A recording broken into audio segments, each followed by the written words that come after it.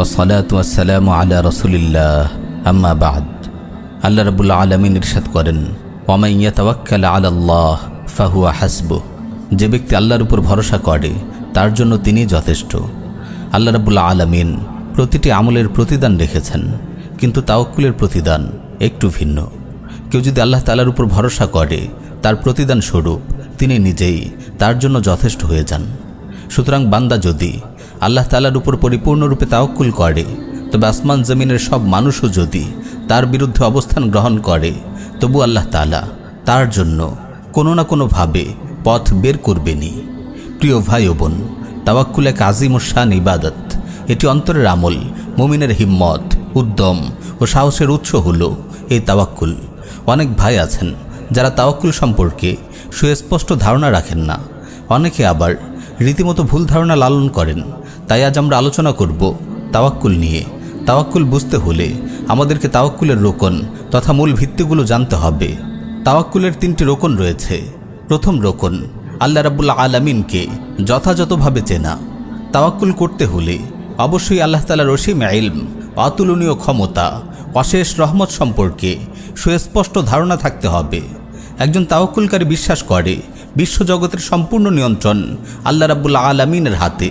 তিনি যেভাবে চান সেভাবে এই জগৎকে পরিচালিত করেন। তিনি সব কিছু করতে সক্ষম। তার রহমত ক্রোধের উপর প্রাধান্য পায়। তিনি তার নেককার বান্দাদের ভালোবাসেন, তাদের সাহায্য করেন। আল্লাহ রাব্বুল আলামিনের মারিফত যত বেশি হবে, আল্লাহর প্রতি আস্থা ও বিশ্বাস তত দৃঢ় হবে। তাই তাওয়াক্কুলের অনিবার্য উপাদান হলো আল্লাহর মারিফত। যে আল্লাহকে যথাযথভাবে চেনে না, সে তাওয়াক্কুলও করতে পারে না। তাওয়াক্কুলের দ্বিতীয় রোকন হলো আসবাব বা মাধ্যম গ্রহণ করা। ইমাম শাআবী রাহিমাহুল্লাহ একবার খোসপাচড়ায় আক্রান্ত একটি উটের পাশ দিয়ে অতিক্রম করছিলেন। উটটির এই অবস্থা দেখে মালিককে জিজ্ঞেস করলেন, এই উটের চিকিৎসা করো না তুমি? লোকটি বলল, আমাদের একজন বৃদ্ধা আছেন, আমরা তার দোয়ার উপরই ভরসা রাখি। ইমাম শাআবী রাহিমাহুল্লাহ বললেন, তার দোয়ার পাশাপাশি উটের আক্রান্ত জায়গায় ঔষধ ব্যবহার করো। প্রিয় ভাই ও বোন, তাওয়াক্কুল সম্পর্কে ভুল ধারণায় থাকবেন না। তাওয়াক্কুল করা মানে হাত পা গুটিয়ে বসে থাকা নয়। বান্দাকে অবশ্যই আসবাব বা মাধ্যম গ্রহণ করতে হবে। সাধ্যের সবটুকু করার পর ফলাফলের ব্যাপারে আল্লাহর উপর তাওয়াক্কুল করতে হবে। সাইয়্যিদুনা ওমর বিন খাত্তাব রাদিয়াল্লাহু আনহুর আমল থেকে বিষয়টি পরিষ্কার বোঝা যায়। শামে মহামারী ছড়িয়ে পড়লে তিনি শামের যাত্রা স্থগিত করে মদিনায় ফিরে আসেন। তখন সাইয়্যিদুনা আবু উবাইদা রাদিয়াল্লাহু আনহু তাকে জিজ্ঞেস করেন, আতাফিরু মিন কদরিল্লাহ, আপনি কি আল্লাহর তাকদির থেকে পালাচ্ছেন? তিনি উত্তরে বলেন, নাম ইলা কদরিল্লাহ, হ্যাঁ, আমি আল্লাহর তাকদির থেকে আল্লাহর তাকদিরের দিকেই পালিয়ে যাচ্ছি। ওমর রাদিয়াল্লাহু আনহু মহামারী থেকে বাঁচতে শামে প্রবেশ না করে মদিনায় ফিরে এসেছেন। তিনি তাওয়াক্কুল করেছেন ঠিকই, তবে আসবাব ও মাধ্যম গ্রহণ করেছেন। তাওয়াক্কুলের তৃতীয় রোকন আল্লাহর ইচ্ছার কাছে নিজেকে সোপর্দ করা। আপনি যখন আসবাব ও মাধ্যম গ্রহণ করে আল্লাহর উপর তাওয়াক্কুল করবেন, তখন নিজেকে পরিপূর্ণভাবে আল্লাহ রাব্বুল আলামিনের কাছে সোপর্দ করবেন। আপনি মন থেকে গায়রুল্লাহর ভরসা সম্পূর্ণরূপে দূর করে দেবেন। আসবাব বা মাধ্যম গ্রহণ করবেন ঠিক, কিন্তু এই আসবাবের উপর ভরসা করবেন না। হুনাইনের যুদ্ধে সাহাবীরা আসবাব ও সংখ্যাধিক্যের উপর সামান্য ভরসা করেছিলেন। সঙ্গে সঙ্গে তারা বিপর্যয়ের শিকার হন। আল্লাহ রাব্বুল আলামিন তাদের সংশোধন করে দেন।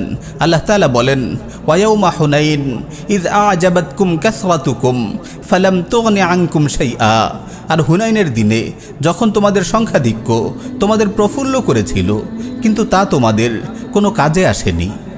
আবু মুহাম্মদ সাহাল রাহিমাহুল্লাহকে বলা হলো, বান্দার জন্য কখন তাওয়াক্কুল সঠিক হবে?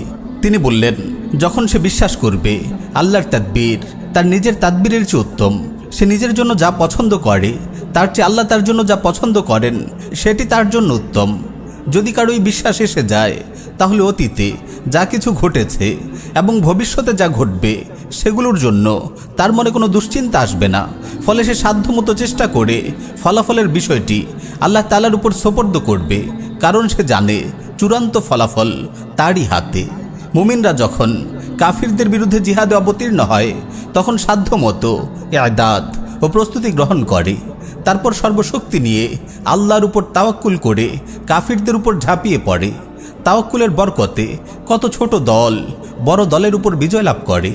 কুরআনুল কারীমে এসেছে, কাম মিন ফিআতিন কলিলাতিন গালাবাত ফিআতান কাসীরাতান বিইذনিল্লাহ।